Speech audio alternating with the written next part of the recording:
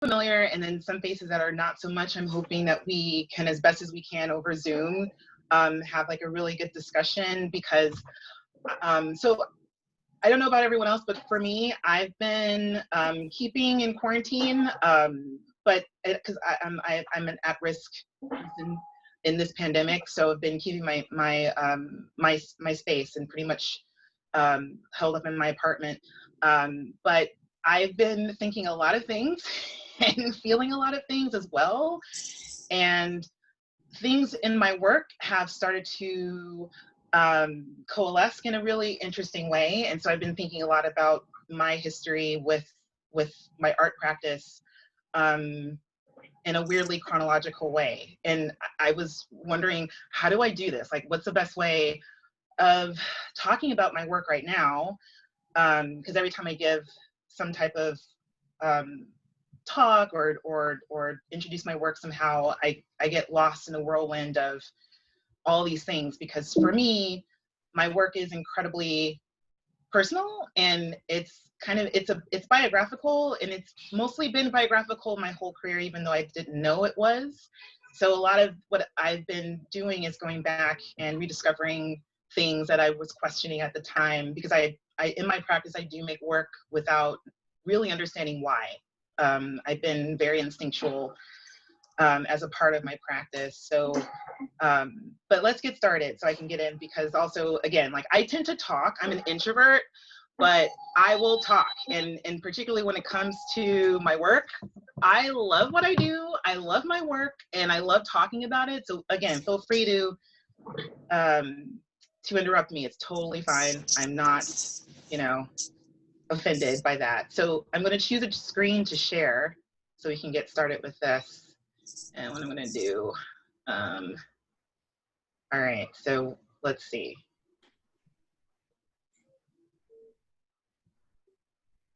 Okay, I'm going to share this guy. And I'm going to,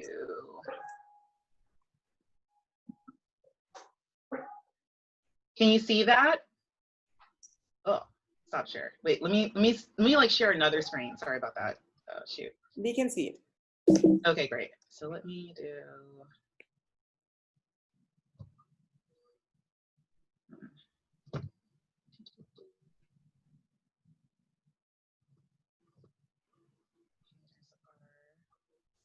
Let's see if I can do this at the same time.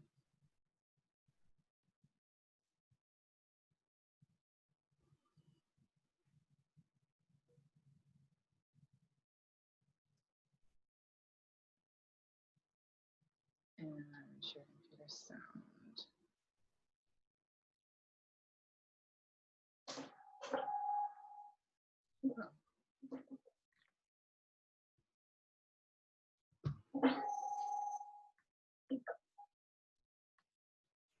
Sorry about that. I think it's sharing the whole thing in a weird way, but never fear. We're going to do this.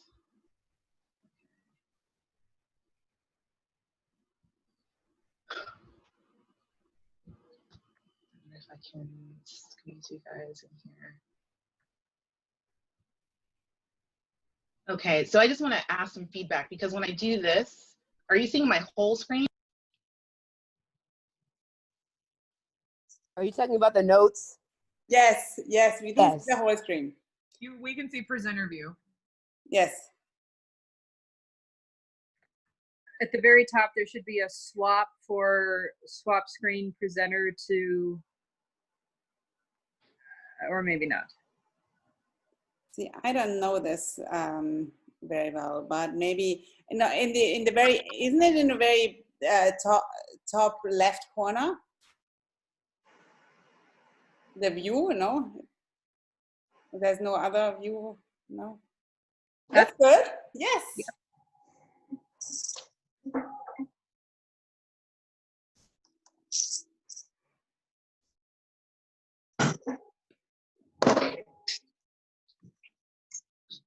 Now we can't hear you.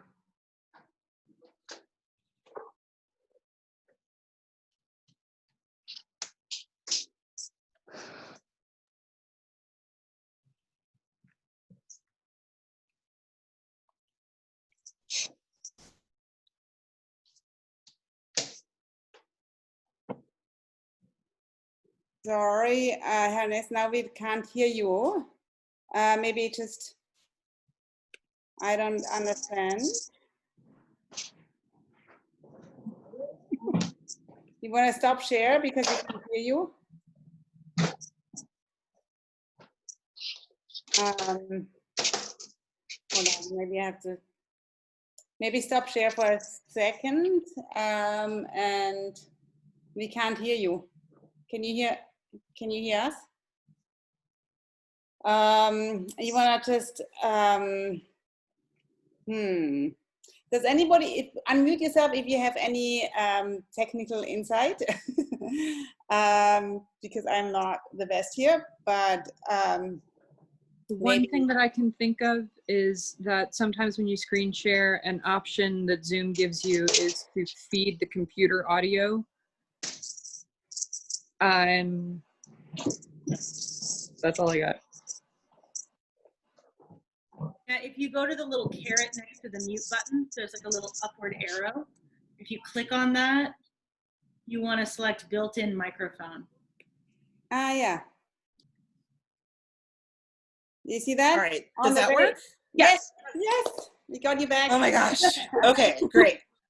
Okay, let me know if you can still hear me, because I'm gonna share the screen and try to share sound through. Mm-hmm. Can you still hear me? Yes, yes. Great, awesome. Oh my gosh, so complicated. And we were go ahead. Yeah, all right, so let's go through. So you probably already saw this image. So I put this up there because this is the outside of open source, and I took a photo of this on one of my first walks outside of quarantine, because lately with everything that's been happening, I've been looking at a lot of things very differently, and trying to take my time to notice my neighborhood, because I've lived in South Slope for almost 4 years, but this is the most time I've spent consecutively in the neighborhood, just because, you know, I'm a busy person, like a lot of people, constantly traveling, going to work and going to different locations, and just trying to notice things more, but also just kind of taking joy in things that are familiar and open source. This Spread Love decal is incredibly familiar in the neighborhood. And as Monica spoke before, we know each other through the Elizabeth Foundation for the Arts. And so we are still currently in residency, which is insane. And we are also building towards an exhibition in November.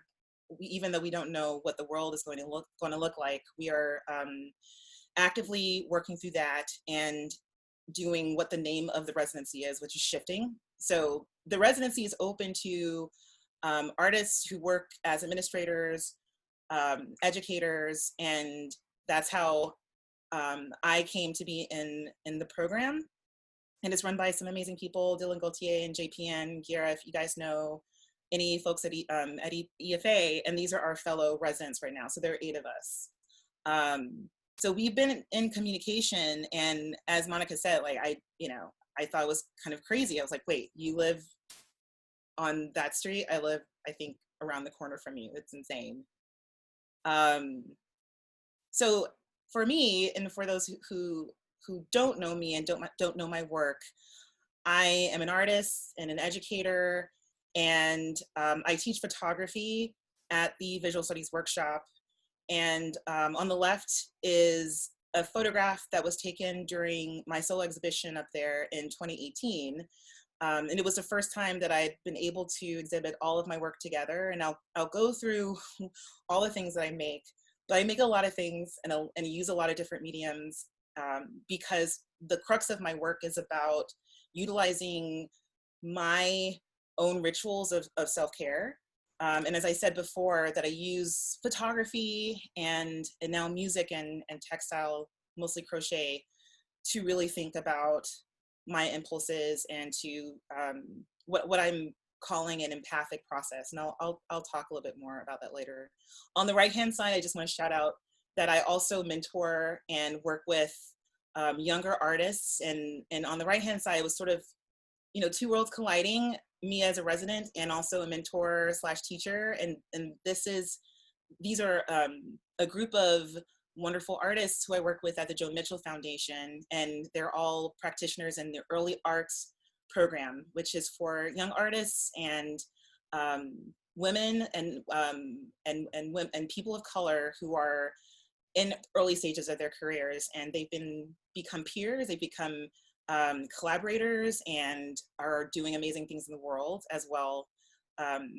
So I have to also say, like, I'm just grateful. I've been thinking a lot about the people who surround me since, you know, we are in isolation. I've been thinking a lot about my community of people, and I'm just so grateful to be in community with people that I deeply care for and who I've learned from, and how to be in relation and how to express my care. Just very lucky to have incredibly gracious people who inspire and challenge me. All that being said, one of the things that I have been able to do is collaborate with people from my community. And I have a podcast about Project Runway because I love it. I really, really love that show. And I have met very few people who love this show as much as I do. And throughout the years, I've collected them, and a few years ago decided to start a podcast because I also love podcasts, and was really annoyed that I couldn't find a podcast about Project Runway that knew it the way I did. And my collaborators call me a Project Runway scholar, and I claim that very proudly. But my original co-host was my friend Smealy Kolar, who is a wonderful textile designer who lives in Memphis. And on the right-hand side is one of the creatives that we use to blast all over social media when we release an episode. So that's me on the left in this area of my apartment. And then in the middle is Patricia Silva. And then on the right is Nayland Blake. And we're off hiatus right now. And if anyone's interested, we're starting to cover season 4 of Project Runway. We're going vintage, and season 4 is important for those of you guys who don't know, because it's Christian Siriano's season.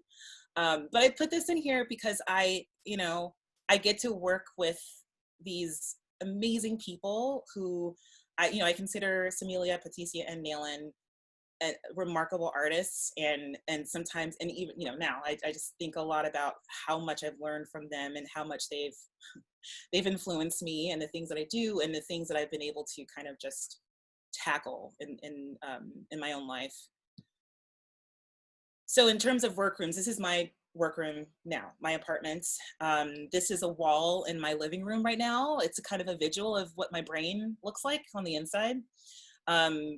Kind of scattered, but what I've been doing in this weird time is replying to deadlines. So life goes on, and right as the protests started ramping up on Friday, I was racing towards a deadline for a pretty big application, a pretty large scale exhibition proposal. And I've been mining my brain, like, what do I want to do? What do I want to make? If I had a huge budget, and all I could really think about was empathy and how that is at the core of what I do. And also I tend to get a little ranty. My friends who I've ranted at over the past week know that I'm very, I would say, territorial about that word and how it's used, because it's such a nuanced term that I think right now is incredibly important when you're thinking about not just interpersonal relationships, but how we can rebuild, how we can restructure. And I started thinking of just imagining things that if we were able to rebuild them with empathy in every facet of it, what would those things look like? And as an artist, and as someone who is at a point in my career where I have been exhibiting, and I have these things that I want to do, then how can I wield empathy in an important and distinguished way? And also in terms of how I've been thinking about it very rigorously in my own practice. So let's go through it. I don't know if you can see things.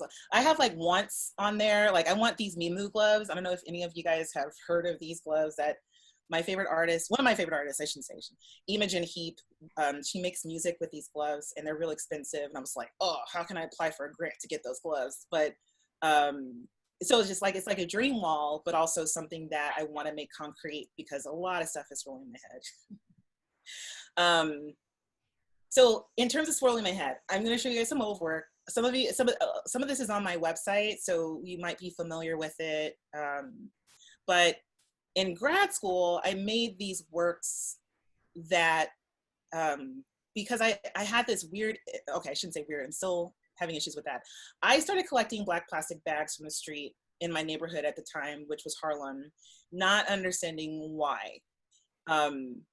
And that's sort of how I had been working at the very beginning of my career as an artist when I started claiming that title. These two works are from a series that I printed myself for my thesis project, and it's called Place Settings. And I made these throughout the years of 2010 to 2011, and it continues on. But I just had this impulse that I could not deny. And here you can see a little bit clearer that I'm working with bags, because in these other pieces, I've styled them to look like objects and to play with them. I've called some of these offhandedly toys. Like the individual images don't have their own titles, but the series is called Place Settings because it's based off of another experiment that I did with these. Mira, está dando ya la presentación. bags. A ver si escucha. Oh wait, was a question? Or was that Monica? That sounded like Austrian. Sorry. Okay, but so you can see here sort of where the title came from. I wrapped cups and bowls and spoons in the bags, just trying to figure it out. I don't know why I did it, but also to make these bags into something else. But essentially what I was doing was grounding them in photography, which was something that I could hold on to at the time. Like, I know photography. I know how to set up lights, and I know how to photograph with an all manual camera. And so that's what I did with these pieces. Was I photographed them with the best camera I could find at the time, which was a Hasselblad that had an amazing lens, and set them on black velvet, so treating them very luxuriously. And then I printed them very painstakingly in the darkroom. It took me a really long time, and it became something that was just very engrossing and soothing, but still really no idea what I was really doing with this, but knew that these were objects that I had a strong connection to. And on the right, I'm putting here a new series that started on the back of that. And I started calling it Flesh Against because, as you'll see, I started bringing the bags into the darkroom. So what you're seeing here is a half photograph, half photogram. So photograms are essentially what you would call like paper negatives, or I guess you can call them the contact prints as well. And you take a photosensitive piece of paper, you place an object on top of it, and you flash light on it. That's the rudimentary idea of how you get a photogram. So what I was doing was, in a traditional darkroom, you use a negative. So I was loading a negative into the enlarger, and the light would flash through that onto the paper. But I was using the bags to cover up the paper so that the light was going through them and creating these hybrids, as you would say. And I took this to a residency to kind of explore self-portraiture, because I'd never worked that way. And I was also honestly getting a little frustrated with not understanding why I was so attracted to these bags, because I definitely did have these bags up to Vermont with me. Like, I just stuffed my suitcase full of these black plastic bags. So, and this is me in Vermont. And on the right, you can see just an obsession wall of these images. By the time I left, I had so many, and was just really still just trying to figure stuff out. But honestly became a little burnt out from a life as a student and as a resident and as someone who was doing what you need to do once you graduate, or while you're a burgeoning artist, is apply for things. And I kept getting rejected from all of those things. So I took a break and stopped applying, because I was like, I don't know, I'm just going to take a break. And I ended up taking a break from taking pictures for a while, and made this. So I just want to make sure, if you guys have headphones, or hopefully you can hear this. I'm just going to play it.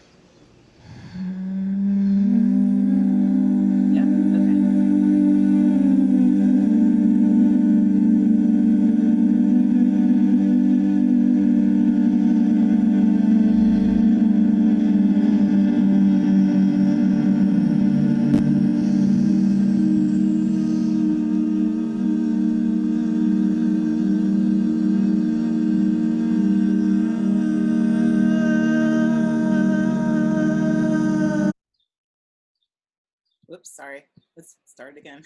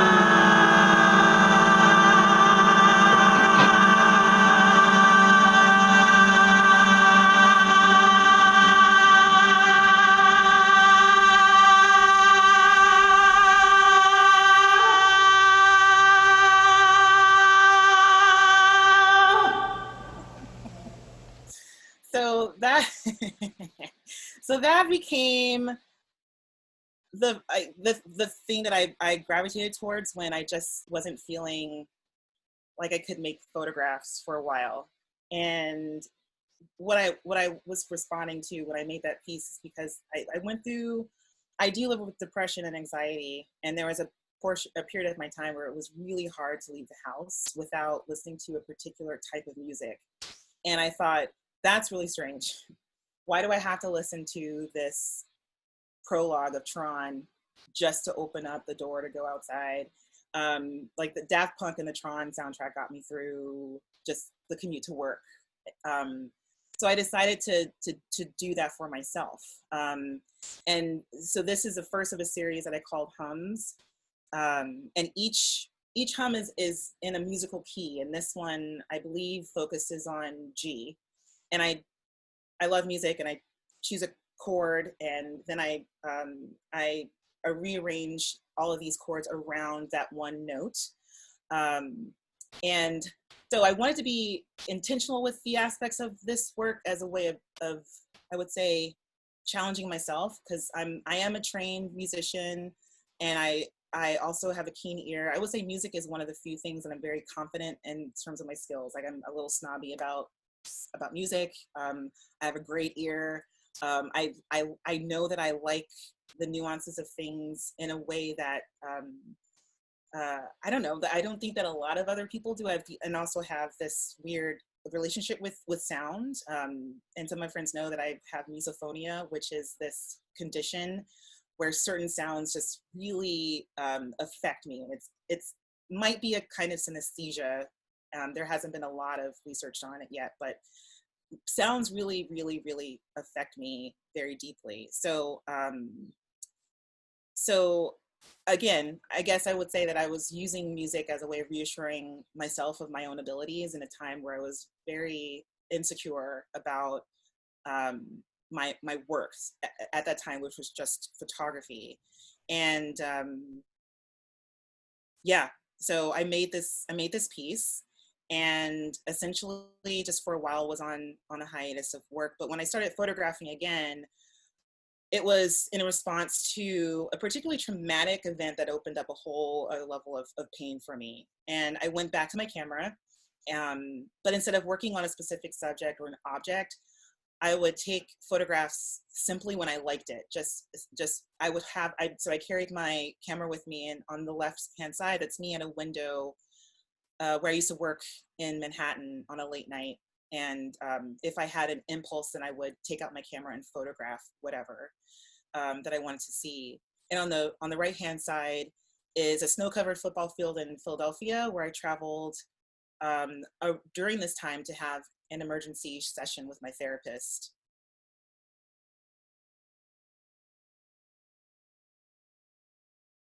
And these are back in Brooklyn, near where I used to live in Bed-Stuy. So just walking around and photographing as I felt. For instance, on the left, I was like late at night, just walk home, and I noticed the playground that I've never really explored, and decided to walk around and photograph what I wanted to photograph. And then this happened. This is a mistake. This is the product of a failed film reel loading thing. So for those of you who've never worked in a darkroom, the process is you take your negatives. I think most of us are familiar with actual negatives from an analog camera. And in a darkroom, in the dark is when you load the film, because your film is light sensitive. So in complete darkness, you put it on this little reel, you wheel it up, you wrap it around, and then you put it in a light tight container, and that's what you put all your chemistry into. So this is what happens when you don't load the film correctly. The chemistry gets all over it, the film sticks together, and there is just uneven development throughout the film reel. And I've never done this before. I'm very careful in the darkroom, and used to pride myself on never making any mistakes here. Actually, I never would do that. I just didn't start thinking about how I never messed up until this happened. But at that time, I think because of the way I started photographing, I think I'd fundamentally changed how I was approaching my photography. And what I would typically do is just get really mad and upset and clock this out too as a waste.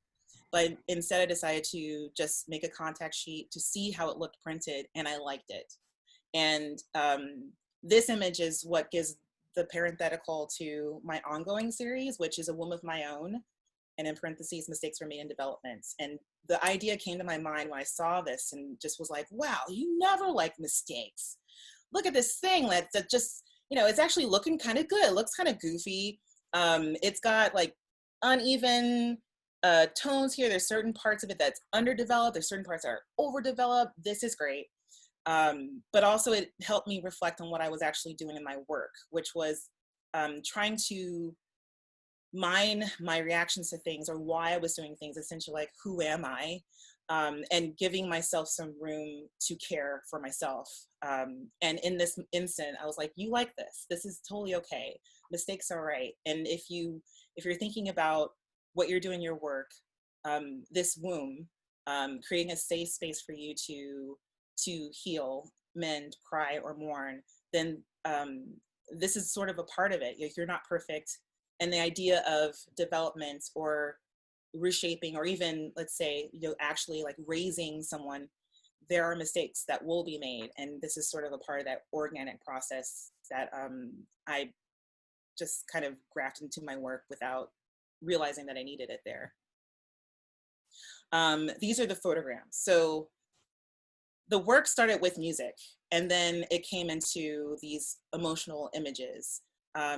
And then I started doing this because in the midst of another mental crisis, so I was suddenly laid off from work. That I had a job at this startup company that, got to work on Friday, was laid off on Friday. So, but I had been imagining what I could do, because I just, again, had this impulse to lay down inside of my camera, which is irrational. Like I was really wanting to kind of squeeze myself into a camera specifically. But as a photographer, I know, I'm like, okay, what I can do is lay down on photographic paper, and I can make a picture that way. And I don't think I realized it until I actually did it, that this allowed me to relax, be spontaneous. It allowed me to have space to deal with a lot of these emotional things I was going through at the time. These are also the largest things that I've ever made. And they have to be this large because they're me sized. So they're approximately, they're 48 inches this way. So 4 feet by 6 feet. And I make them in my living area. So my first photograms, I made them in my old apartment in Bed-Stuy. And that was kind of a challenge. So I think one of my old roommates, Michelle's on the call. And so what was interesting is to make a photogram, you have to block out all light. And these are, when I make these photograms, one of the challenges to myself was you want to feel everything, and so just and also be vulnerable. So I chose to do these nude. So that also meant that I had to ask them for space. and the first one took me 3 hours, and whenever I needed to make one, I would let them know. And if there was a time where I knew that they were definitely going to be in the apartment, I had to figure out, like, okay, listen, you can ask for this. And I'm very grateful to them that they stayed in their rooms when I was making these, so I wouldn't like, fog my paper. But this was an important transition in my work, I think, for me. And this image was taken by H. Eugene Foster. It's what's on Open Source Gallery website, and I use it all the time for my bio, because he photographed this in my studio at the time in Gowanus as a part of his ongoing project called I Am Black. And I put the URL there on the bottom if anyone's interested. It's still up. And it's this wonderful project where he comes and you get to choose where you want to get photographed. And then sort of like the collaboration is you write to him a response to the prompt. What do you mean when you say I am Black? And you can see what I wrote on the website because it's really long. But essentially I wrote something about recognition, but also something that acknowledged that at the time I was in flux in terms of my own just personal identity, thinking of myself as someone who was still digging in about who I was, and period. One of the issues with these was exhibition. So it's like, the question is, what was happening was rejection, upheaval. I made these images not thinking that anyone would see them, not caring. All of a sudden people wanted to exhibit them. And the next problem is, like, how do I stay true to the process? Especially if this whole thing is a wound for me. This whole thing is about caring for myself and being very mindful of all the decisions that I make, making sure that they are things that I feel good about. And this is at Jersey City, Mana Contemporary, and on the right, that's at On the Surface of Things, which is a show with all cameralist photographers in Houston, Texas. And this is High Summer, which is a show at Foley Gallery on the Lower East Side. And I'm showing these because these are the very first times that I've shown this work. And some of them are, some of them are mounted from the back. But essentially, I was sort of going through a conundrum because they became like kids to me. They're like my children. They're also one-of-a-kind pieces and very expensive to show, very expensive to make. And I didn't want to frame them. I didn't want to put them behind glass because I want people to see the marks that I make when I'm moving around them on the floor. And it just kind of, came into a process of figuring out how to actually do this. I bombed my own photo somehow. This is from my old studio in Gowanus, but I'm showing this because asking myself these questions through exhibition changed me, and the work has been changing me as well. And as I change, the work changes. And what's been happening is it's becoming more abstract, very, very loose in the process. On the right-hand side is a single, one of the only single pieces that I've made, a single panel. You can sort of see some discrepancies, or I don't know if you can see my cursor, But like I started hand applying the developer in the darkroom, just finding ways to enjoy the darkroom process even more. Also a note that they're all under the series title, and each photogram has a number. So this one's number 11. And as you can see, there's no grid anymore. This is sort of where the work is happening, and in terms of how I'm choosing to show it to people. It takes a long time to install these pieces, but I think it's worth it. And I just want to give you some details. This is number 14. And I made this with a blanket that I crocheted. And on the right is the panel detail. This is one of my favorite panels of all the pieces that I've made. I just love this one panel. I just love it very, very much. But you can also see, like, you know, I've started using foundation chains that I've crocheted. In the darkroom, I just did them in developer and I placed them on the paper. I'm always constantly trying to figure out how to incorporate all of the different materials and mediums that I use in different aspects of my work. You know, this whole thing is a self-portrait essentially. I make blankets as a part of this series as well. On the right-hand side, I've named it Baby Stone Milker Blanket just because it's the beginning of the blanket, but all of my blankets are the widths of songs that I sing when I need to relieve stress. They're not the hums, these are different songs. And on the right-hand side is the blanket in process. And the song that I used to make this blanket is called Stone Milker by Bjork. And on this side is a performance that I did as a part of a friend's performance series where I laid on the blanket and then I sang the song. Again, these are under a different series title, but still under the whole umbrella where I'm incorporating crochet into the photograms I've been making. These are called Bear With Me Foundation, and they also only have numbers under the series title.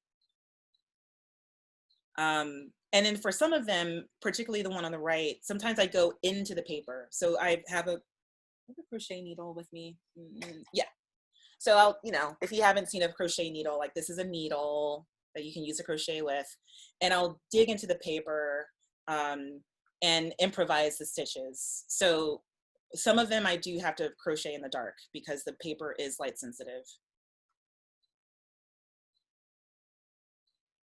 All right, so what I'm gonna do is play for you a walkthrough of my exhibition up in Rochester, and also so you can hear more sounds.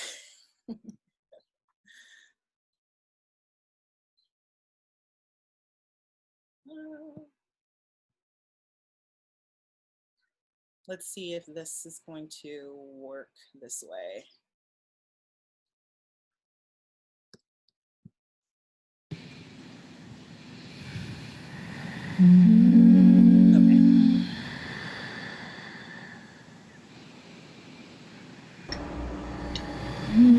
Sorry, I think I wrote all over this. Whoops, sorry. There's just a little mark there.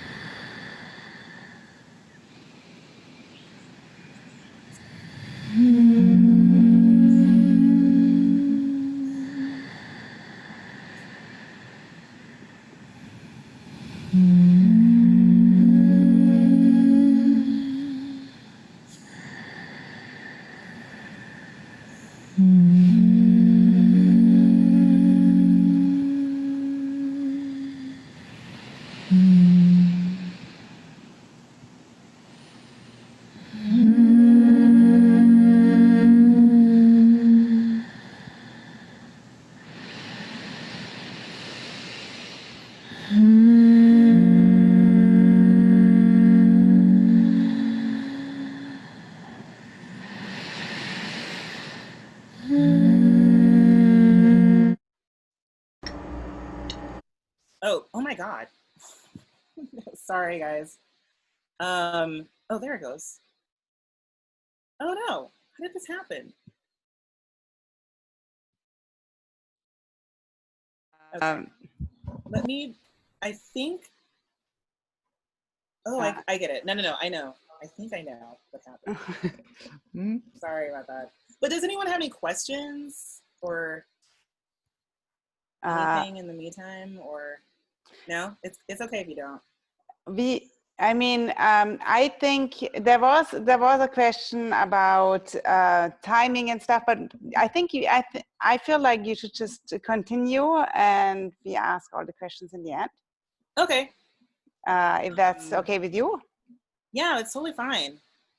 I guess I'm. Unless you want a little. No, totally fine. I'm just gonna see if I can. Or if anybody does, so that. Do you need a little time? Okay. No. Yeah, I think I'm okay. Okay. Because I'm just gonna play a sound piece because I didn't know where to put this because this is in progress and this is something that I'm veering off from what I usually do with the hums. Because one of the things that I get in critique with mostly gallerists and curators, it's like, oh, so are the hums associated with the blankets? Are those songs the hums? I'm like, no, they're not. They're just not. And so, but lately, I don't know why, but I'm obsessed with this song by Peter and Carrie called I Don't Know. And I came across it because I was looking for something different for like, there's an article about an iPhone release. And for some reason, their video came up and I thought it was an Apple ad and it wasn't. It's from 2013 and it was just the most gorgeous song. So I've been playing it on my keyboard and then I decided I want to make a hum of this because I'm obsessed with it. And so when I obsess over things, then I put it into my practice to kind of figure it out. So I haven't played it for anyone, I think full length. The residents at E.F.A. know that I'm doing this, but so Monica, you're gonna be the first one to hear this. I might show this at a crit later on. So work in progress, just to put that out there. Okay, let's see if I can do that. Maybe this one?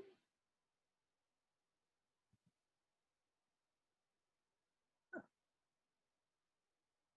Let's see if this'll do. All right, great. I would not say everything's changed.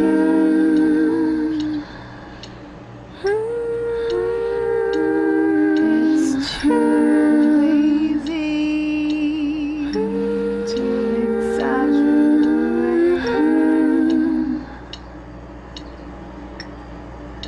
Maybe it's transition,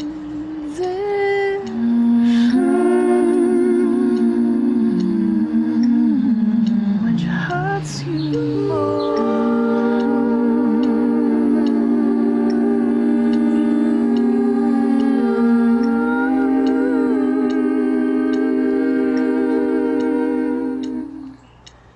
Than the cleanest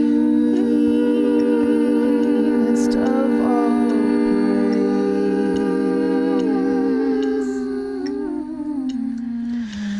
I did not think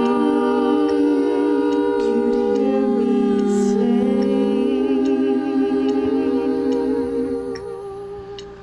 I did not know it at the time it's set to run.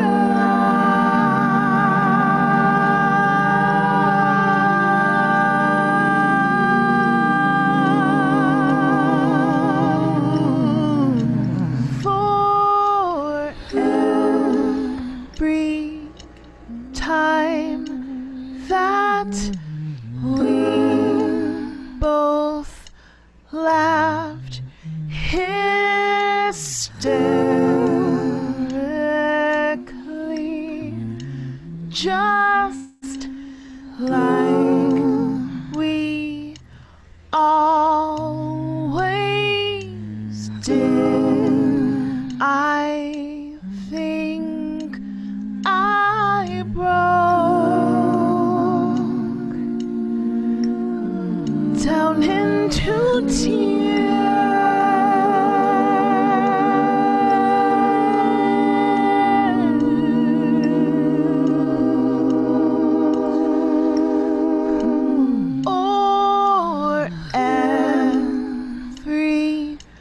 time we danced,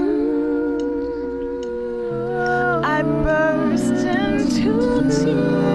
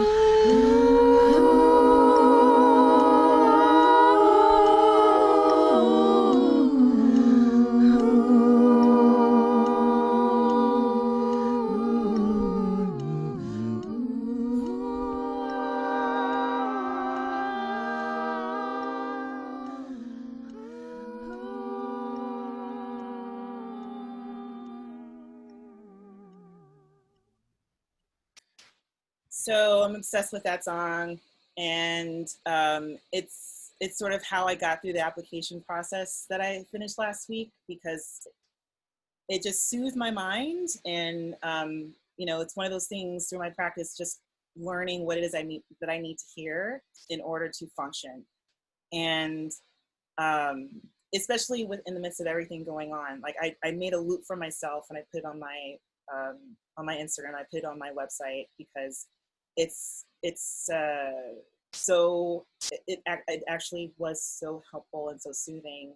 One of the things that it does make me cry, and I think on last Friday I was having a hard time doing that. Just so much was going on with this pandemic, with just life things, with the protests, with more death, and, you know, George Floyd and Breonna Taylor, like everyone else. It was just a lot. But listening to that and just kind of going back and forth and crying was just really helpful. Anyway, I'm still working on it.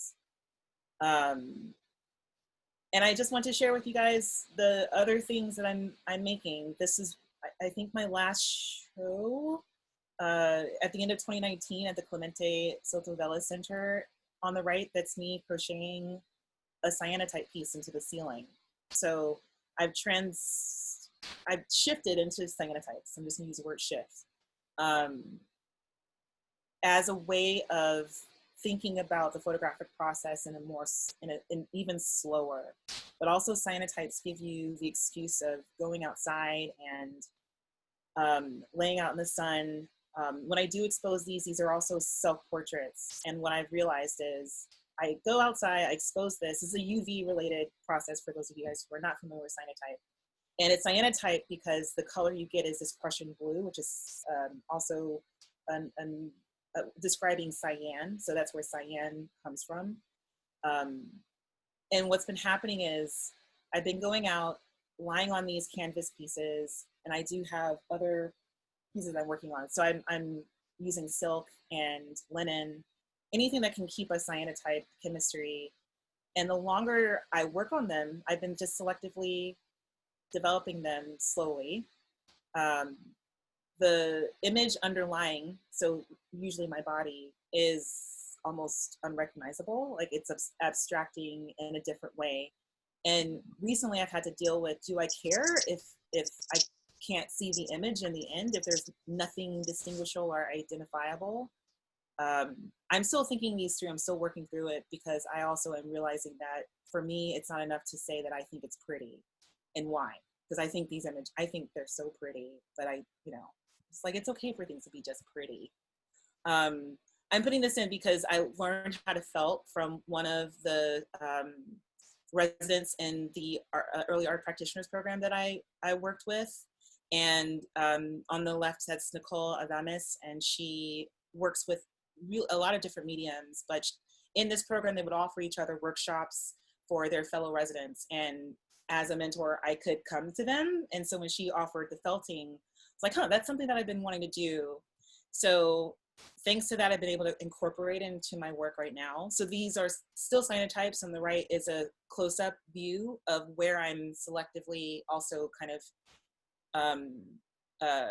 felting roving wool onto the canvas. And just how I work in the darkroom, this is instinctual. Every mark I make is kind of a question to myself. Do I like this? Do I not like this? Do I want to do this? Is this pretty? This is the before and after. These are, do I have this? I think I have this with me. Oh yeah, that's this piece that I'm still working on in my apartment. And you can see that I've started to felt the bottom of it, and I just wanted to show sort of the progress of that.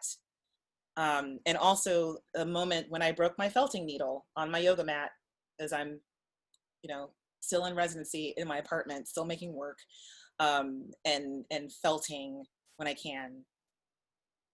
On the left-hand side is an image that I took of a piece that I exposed the last time I was at home in Los Angeles this year. And it's also the last day that I was in the studios that we share down at the Elizabeth Foundation before the lockdown. And on the right is me in my kitchen on the floor, working on it. I'm still working on it very, very slowly and continuing this adventure with these cyanotypes and figuring out like where this is going to go. My body is on there somewhere. I don't know. It's there somewhere. And by the time I finish it, I'm not really worried about whether or not a viewer can tell that it's a self-portrait or that there's a figure on there. These are going to be called New Love, which is a reference to another Bjork song. The title of that Bjork song is Unravel, and I'm using that line from that song because Unravel was the width of the very first blanket that I made as a part of the series. And that line kind of, for me, speaks to a term in music, which is called recapitulation. But a recapitulation where I'm coming back to, so the whole line is, when you come back, we'll have to make new love. That's what it comes from. I think it's sort of a breakup song, but I've always seen it as this idea of transformation and returning as a difference, where there's a difference and a good difference. So this is based off of a feeling. Like I just feel still connected to my work, but again, as I've said, like the work's changed me, and I feel like I'm changing, and I've coming back to some things that I'm just rethinking, but I feel different in a good way in terms of my practice. So that's all I have. So so it's, if you guys have any questions, or if you want to go back to a slide, or yeah. I know that was long. No, that was great. That wasn't long. That wasn't too long at all. That was amazing. And I have seen a lot of your work lately, but I haven't seen all of this earlier work, which I think is super interesting too. And I just want to go back to the chat maybe first, and just, there was this one piece that I was also super interested in, that First Mistake.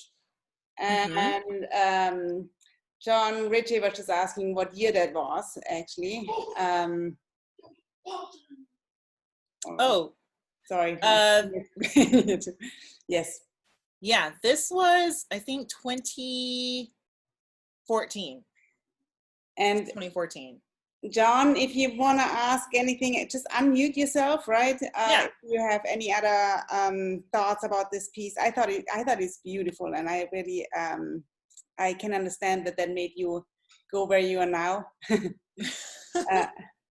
Good. But I also, John, did you want to say something? Oh yeah, I can, of course. Yeah, no, great presentation. Amazing. Thanks, John. You. So great to see the work. And yeah, I think that it's like was so nice to see this work. And that's what I was asking when it was made, because I was wondering about it in sort of like the broader trajectory of the sort of like more traditional like image making and photo taking, and as a sort of transition into things that feel more abstract or that are more sort of like non-traditional and process based. And I like that idea that you just sort of embraced this mistake, and that it sort of took you off on a whole nother adventure. And as someone who also is like makes work and is very diligent about like things being a certain way, I think it like can be hard. And so I always appreciate kind of like embracing those types of mistakes as a way of like moving into the future. So yeah, thanks, John. John makes cyanotypes in like very graphic and beautiful cyanotypes.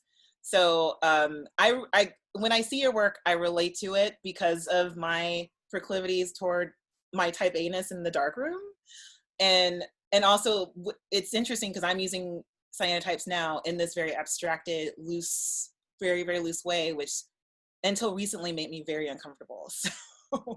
So yeah, but that's sort of where that started. Yeah. And there was another question from Minnie Lee, and that your darkroom prints are attached to the exhibition walls. Are they unique prints or digital prints? They're unique. Oh, you mean like these? Yes, I think so. You are welcome to unmute yourself too, Minnie. Yeah. If you wanna. Let's see where Minnie is. Yes, I saw her. Hi, I'm here. Yes. Yay. Digital Studies workshop, and some of this I see that you attach to the wall, but lots of times, it can be damaged and it's hard to travel to next venues and stuff. So I was wondering if you figure out a way to exhibit either original or scan from original and made the duplicates. I show the originals, and I've learned it's been like a trial and error, particularly with the one on the right. So that's on the wall back there. That's the only one that has a name. It's Charleston, and it is probably the most. I would say it's the most well-received photogram in my series, and so this is the second show it was in. Consecutively. So it was the first time a piece had ever traveled from a show to another one without me being there to actually physically uninstall it. And it freaked out the poor, she's now a friend of mine, but she was the exhibition coordinator at Houston Center, because at the very tops where you see my hands, the paper is crinkled because I actually did grasp the edges and bend it. And she thought that it had gotten damaged.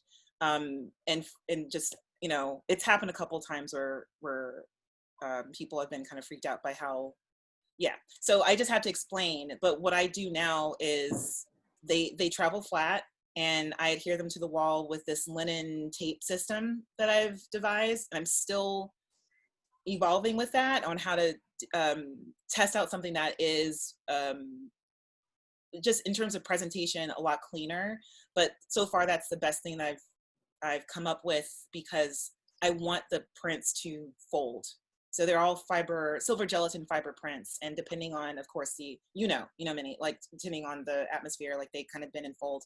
And that's what I want. I don't want them to be flat. Like I do want them to move during the exhibition. So there's like a hinging system that allows them to kind of go from side to side or go forward and back without coming off the wall. So it is very risky because these are one of a kind pieces. And every time they're up, I am, it's always like a process of getting over it. Just being really afraid for the first 2 weeks of an exhibition, this constant fear. So. But you are probably also anticipating the change and also embracing that in some ways. Yeah.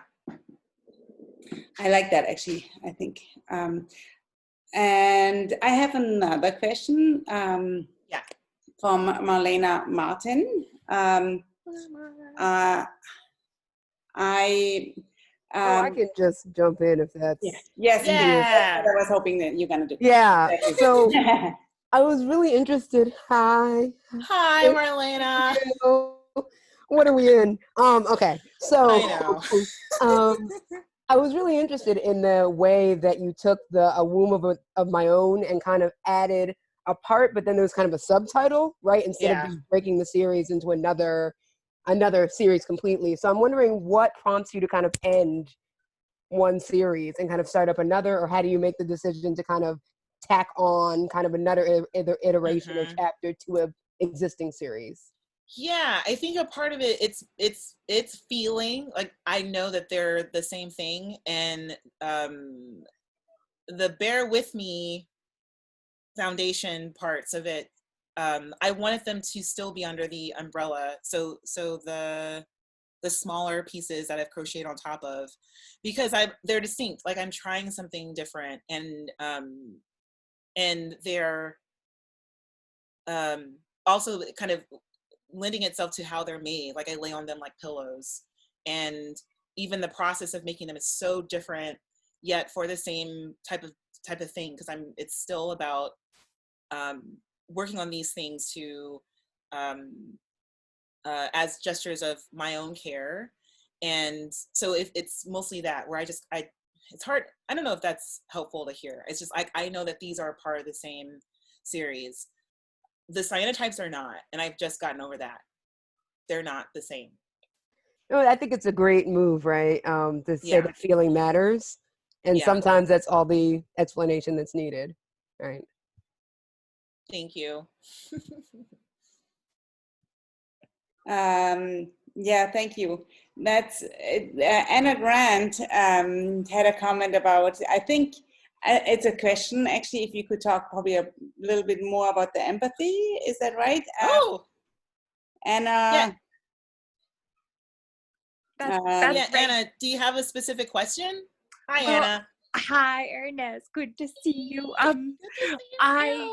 I know in the beginning you talked just a little bit about maybe talking about empathy today, and I just am always fascinated, and I feel like it's a treat to get to hear you talk about it. So if you would do us the honor, if you talk a little bit about, like, maybe, because I know you were preparing for a course on empathy or like a teaching module or something like that, and I would love to hear more.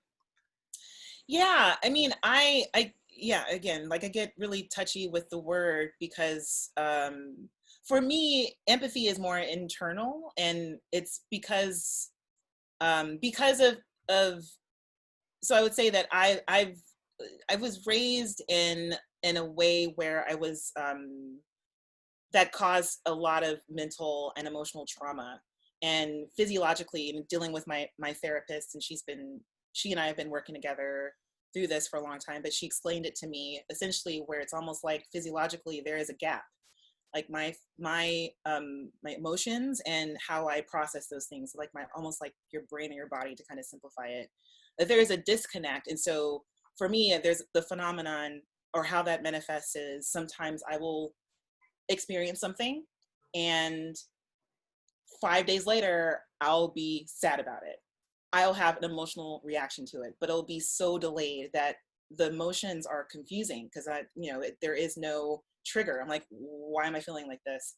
And through therapy, I've realized that it is that physiological disconnect, and that's helped me understand, or actually put, or maybe make concrete what I'm doing with my work.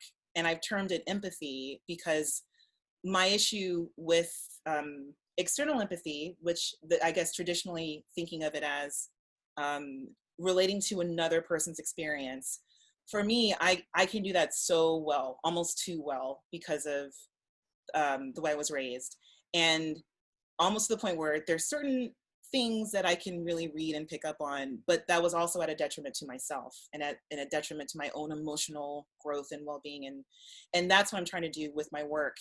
And it's been an insular process, and I call it an internal empathic process. And knowing that empathy is this term that's mostly seen as this external thing, and I don't necessarily see that as being something that's all good.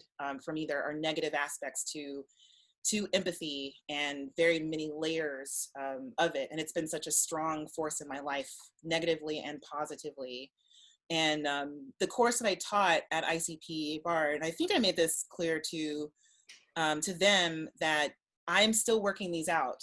It's a very layered and complicated notion, and deserves a rigorous approach to the concept. But what's also interesting to it, and how I've been in my research of empathy, is that it was it was traditionally an art historical term that was used to help art viewers understand, at that time, paintings. So you're looking at a painting, and the term is Einfühlung, which in English is translated to in feeling, where you would imagine yourself in a painting or an art object. It's not always a painting, maybe like a statue or I don't know, just some other inanimate object, usually an art object. And what stood out to me there is that there's in that you have to bring yourself, like, you know, at the same time that you're not that peach in that still life, you know, you're not that plate, but you're asked to appreciate it as a way of understanding it, not necessarily liking it, but understanding it and getting it and identifying with the items in this tableau or whatever it is that you're looking at. And for me, my unhealthy aspect of empathy is that part of it where you are asked to deny yourself, which I think is impossible. You know, when we're asked to empathize with people, there is this sense of you have to deny yourself in order to fully understand another's experience, when in reality is you will never fully understand another's experience, and that's okay. And that is important to be aware of this, of that shortcoming, you know, because you're a human being, you're an individual. And but this healthy sense and balance of that your experience is still important in order to relate to someone else. But I think when I think about empathy, it is about an ongoing process that's incredibly difficult, but very, very important. And while it is about interpersonal, it can also be about you starting with yourself and being able to bring yourself to something and realize your shortcomings in this communication with another being, inanimate or animate, you know? And I'm very, very passionate about it. I can go on all day about what empathy means. And I'm in the process right now of thinking about it structurally, which is hard for me because my work is so personal. But as I've, you know, been working in classrooms and I'm a part of institutions, I'm, you know, I deeply identify with the Visual Studies Workshop and with the International Center for Photography and Bard and all these other, and E.F.A. and all these institutions, and especially right now when we're thinking about rebuilding and what it means to start over, or what it means to interrogate structures and systems. And I am sort of on a mental and interpersonal tear of wanting to say that empathy is an integral part of that conversation. That to think about empathy in a nuanced way that actually wields actual results, rather than being used as a marker of being a human. Like, oh, it's great that we have empathy. It's great that you're empathic, or great that I'm empathic. Like, how can this be something that is a very tangible, effective, and accessible way we can actually change the fundamental ways that structures and systems are built, if that makes sense. That was super amazing to listen to. I do actually a lot of talk about empathy with kids that I teach, because, you know, I feel like everything starts with empathy. But I am going to invite you one day to talk to them about it. Yes, please. I would love to talk to them. Yeah, that would be great. So there is lots more questions. Lola, are you still here? Do you want to actually, there was one that about the beautiful oops. How mistakes are beautiful. Hi. Hey, Lola. Hi. You want to tell her which one you liked? Well, I liked the one that was stitched. That was really cool. The one that you knitted, the mistake one. Mm-hmm. Oh, this one? Yes. Yeah. That was the one. Wow. And if you want to tell her what you said here in your class? In my class, we say beautiful oops when we we make a mistake, but then we make it good. And, Yeah. like, because because a lot of us make mistakes, and then we can make it better. And Pretty much. That's so great. I wish I had that class when I was your age. So nice. we have a great school. Thank you, Lola. So good to see you, Beth. I totally agree with you, Lola. So then there was a question from Michelle. Are you thinking, and I'm actually really interested in that too, are you thinking about doing any more performances? Yeah. Oh no. Yes, it's so funny because I don't think of it as like I'm going to do another performance. Because performance was something that I did because my good friend Myrika asked me to do it, and the thing that I mentioned was home perm. That's where this was taken, because home perm was for visual artists who don't consider themselves to be performance artists, so you could do something different in a safe space. So we're just like, yeah, that thing you did, that's amazing, even though, you know, you're just like, I feel so uncomfortable, this is not what I do. I'm gonna shout out also another friend of mine who named Hernease Davis. We're not related, we don't think, but also did home perm, and we met there, and I thought that he was a performance artist, and then he thought I was a performance artist. I was like, no, that's the point of home perm. We don't do this. It's not our thing. But I will do one. That's a short answer to that. Like, I will. It's something that's important when I do have a chance to do that, and usually it's in connection to the blankets. And what I haven't made a blanket in a while, but I'm going to make one that's the width of I don't know, because again, like, I'm obsessed with the song, and that means it usually needs to be a blanket. So yeah.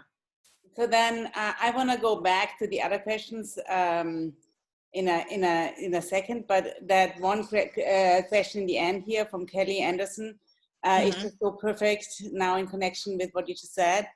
Do you want to say that, Kelly, or are you still here? I can also read it. Oh, Kelly, yeah, Kelly's there. Yeah. Oh, you're muted, I think. No, Kelly, you should be okay. Can you try this? No, you can't. Right. Can you hear me now? Yeah, I can hear you. Yeah. Sorry. I've seen a few of the crocheted pieces over photogram in person, and I'm just looking at them again during hearing you talk, and just thinking of them as you making your own safety net, you know, like in many, many forms of what that means, and a baby blanket in a way. And I wonder, in some ways, like if people are collecting this work, like, or buying it, I almost wonder if it's in a way you're giving them not only your image or or a negative image of yourself in the photogram, but also, are you in a way gifting them a safety net? Like, speaking of empathy, and like in some way, I feel like you're almost giving like double the art, because you're giving the actual, a literal blanket as well as the piece. Mm-hmm. How do you thought that? I think that might explain why I have such a hard time selling my work. Yeah. It's so uncomfortable to think about, because it is hard to let them go. Part of it is just hard to let them go, but also because they do mean a lot. I don't consciously let myself think about that, but, or even in terms of me gifting people, I've never even thought of it that way. It's weird when I think about selling my work. It becomes, I think I have not really given myself an option outside of thinking of that as collapsing the meaning. It's almost like I have to release myself from the meaning in order to give them away. And so, yeah. I mean, because especially if you're selling it to an institution like a major museum, and does that become extra complicated when the museum and the history of the museum doesn't necessarily deserve a safety net? Right. Yeah. And how do you reconcile that? Oh, yeah. Yeah. No, those are good things to think about. Yeah. No, that's a good question, and I'm gonna think about it. Should I move on? I have a few more questions here. Okay. And then you can always go back to it, because maybe some of them will make you think of that too. Anyway, so Jessie has one, and that is about the whole process being performative. Are you here? Do you wanna talk? Yeah, hi. Jessie! Hi! So happy to hear you talk. I just was, thinking a lot, and I know you just, addressed a little bit about performance, and that it's not, you were asked to do it and wasn't something that maybe you would have done on your own. But the whole process, especially with the earlier mistakes were made in the womb pieces, are so performative, and I know you probably think of it as a performance for you, but have you ever thought of doing something that was outwardly showing that performance to people? No. And some people have vulnerable. Well, it's almost so okay, maybe because I'm imagining something, like I'm imagining like a video of the whole process of me making a photogram. Yeah, that or what you even mean? small, or even small in-person events of like smaller ones just of your arms or things like that, or like live things. I actually have thought about doing something like that with the cyanotypes, because it's less complicated, and it is something that I've been thinking about now also, because with a couple of the cyanotypes I've made them they've been like a really nice excuse to meet up with friends. And the last time I did that, where I exposed a cyanotype in the park, I rushed to do it before my friend got there so I could put it away and then talk to them. And I had the thought, like, why don't I just invite a friend to lay down on one of these cyanotype canvases with me. And so in that sense, I don't know if that's still not something that can be observed, but in terms of a performance or even having it be a communal experience, that's where I would like to go with the cyanotypes. Cool. I like that. Yeah, you're still expanding the experience. Yeah. Yeah. I forgot to unmute myself. Also, Jessie is the one that I freaked out with the Charleston piece in Houston, and Kelly was the curator of that show in Houston. So I've been to this museum. It's actually a really nice, very nice museum. And Anita, how, if at all, Anita, do you wanna maybe? I was just wondering about, you mentioned like the pace of the pandemic and slowing down, going for walks.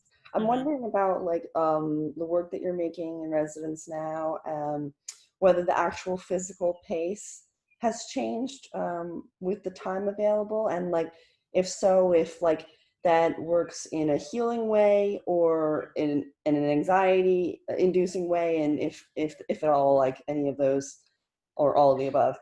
Yeah, it's sort of all of the above, but it's sort of this interesting, I don't know how to put it. So I'm very, very grateful. I'm trying not to use the word lucky because it doesn't make any sense. I'm very grateful that I'm not really working with photographic paper right now, because the cyanotype process is flexible. I can work with it under these lights here.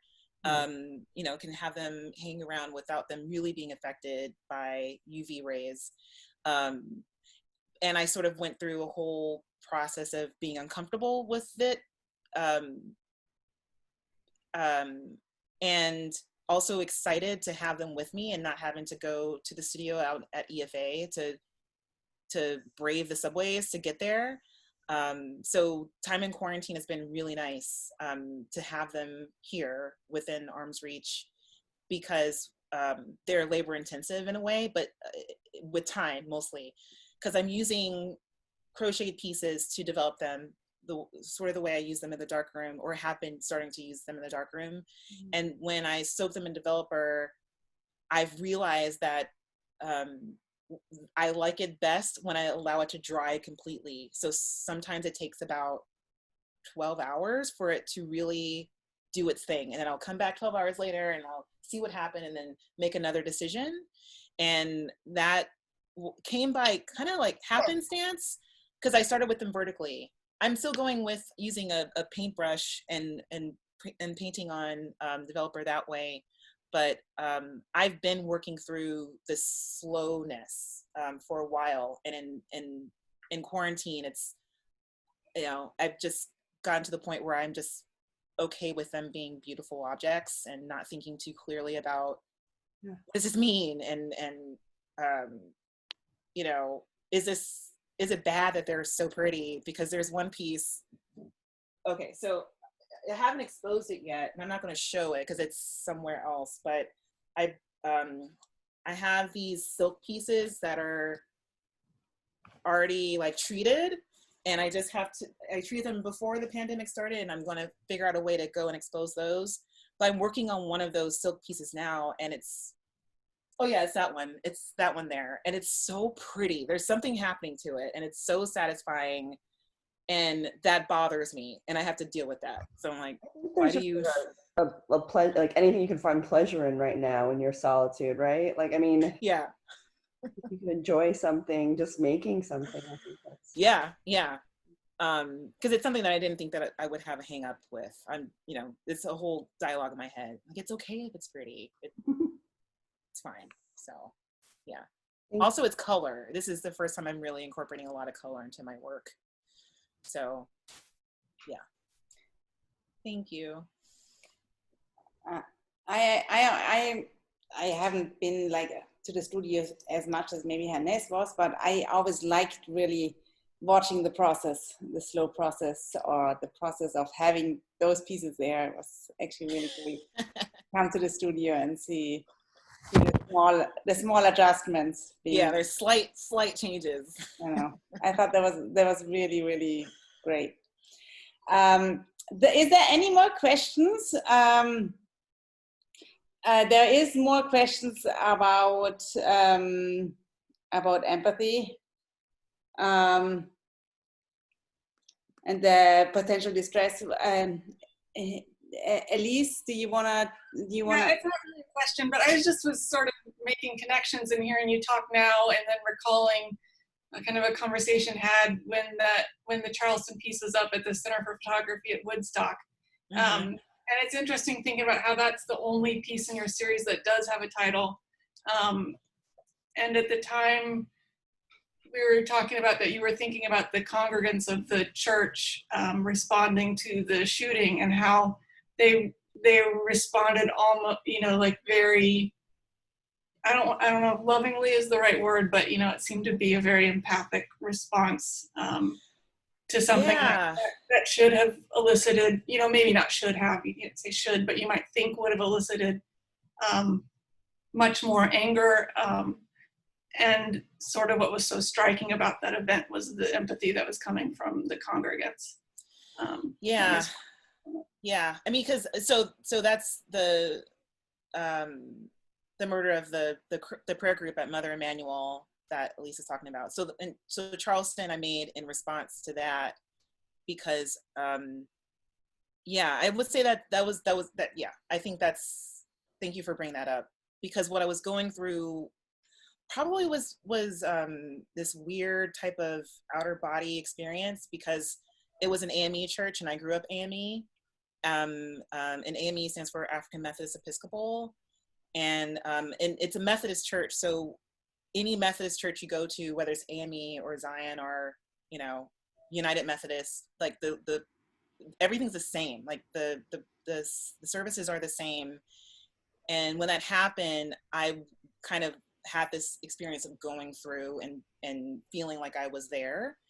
And it was just even more, I think, traumatic because I'm AME and could, you know, knew what that experience was like. I just could imagine myself walking through the exact same thing of welcoming him, and knowing in an AME church, especially if white people enter the church, then they are especially welcoming to them. And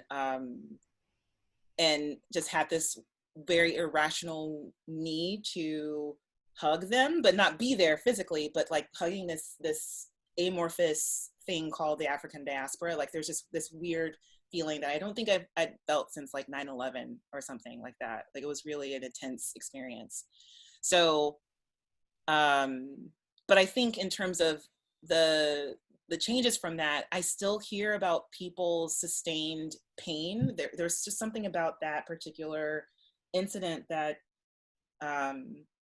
was so incredibly painful, and their reaction to it all was that of people who are just have this wonderful depth of grace and forgiveness, and sometimes that's needed, you know. And I think for that was just kind of too painful to really deal with in any other way, but it's still relevant because I still feel that pain now, and I know they still do, and I still think about that a lot, especially when I show Charleston or when I think about Charleston. So yeah, I still think it's incredibly important. But yeah, I remember talking to you about that. That's an interesting. Yeah. I mean, just kind of in hearing you talk about empathy right now and how you have this, you have this disposition to empathize with people, but that sometimes that can be distressing to you as an individual to empathize so much with another person. Yeah. I don't know, making me think about. And we can talk more about that also. Yeah. I mean, I'm just letting everyone know I'm thinking through this, and if anyone is interested in talking more about this, I really am sort of on a tear. And if anyone wants to brainstorm, I am open to dialoguing about it, because empathy is so powerful, and I want it to be seen as something that is a wonderful tool of actually making things that can be lived through and built into physical and manifested into things that we all experience in a way that's fundamentally different from how things are being run right now. So I honestly would really love to talk to you personally also through our own organization about this, because we are creating this children's program, and I find it very important for adults to obviously talk about it, but I also through the podcast that we are creating right now, I think it would be actually something really amazing to maybe bring up, and I would love to maybe talk to you about that. There is now a little different question, and I don't know, it feels a little hard to actually talk about there was such an intense conversation right now, but I think it is also somewhat important maybe to talk about material. Yeah. So there was a question from Caroline, and that was about silk after cotton. How did this transition work? Caroline, feel free to jump in here and ask the question yourself. It does feel like a very abrupt shift of question. I did type it when we started that conversation. I'm sorry. That's all right. It feels like, well, how is this even relevant to life right now? But I wanted to know, after you used the canvas and switched to silk, did it feel more precious? Is there something in that preciousness that made you lean towards it? Because obviously it's a lot pricier to work with, and or was there something about that preciousness and the way it feels against your skin that came into it, since your work is about you being on the fabric? Yeah, it's a combination of what will hold cyanotype chemistry, because not everything holds it. For instance, wool, polyester blends don't do well with cyanotype chemistry. So there's some practicality there that I'm only limited to certain types of materials. And I like the shininess of silk.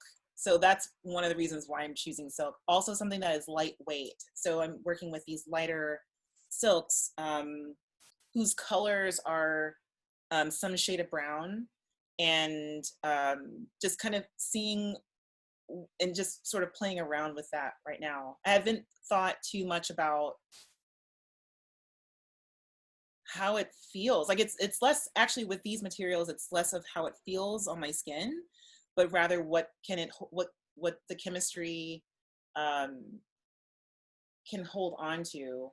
Because when I make cyanotypes, and I've also done it with crocheted stuff, like I crocheted this, and it's like a failed cyanotype on cotton yarn, but the thing that I get out of that is being able to lay down in the sun. So it's what's the most important thing, rather than the actual material itself, is being able to lay down. And all of the exposures are at least 20 minutes. So usually I fall asleep during an exposure. So, so yeah. Thank you. Yeah, thank you.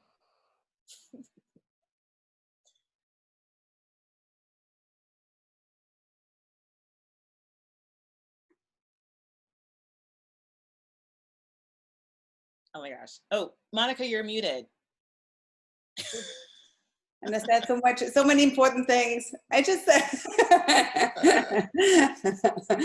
so sorry. I only wanted to note that there's a lot of thanks. How great that talk was in the chat. Or still is. If there's any more questions, I think we are happy to answer more questions. Yeah, so I'm gonna wait a minute here, but I also really appreciate how great this whole story of yours through art was. It was really a very very moving and great. Thank you, Monica. Yeah, so I recorded it. We can definitely also share it. Thanks to somebody I almost forgot, and thanks to whoever reminded me at the beginning. Yay!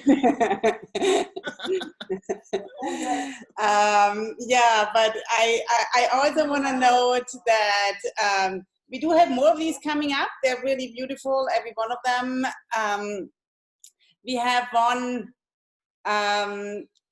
now on Thursday,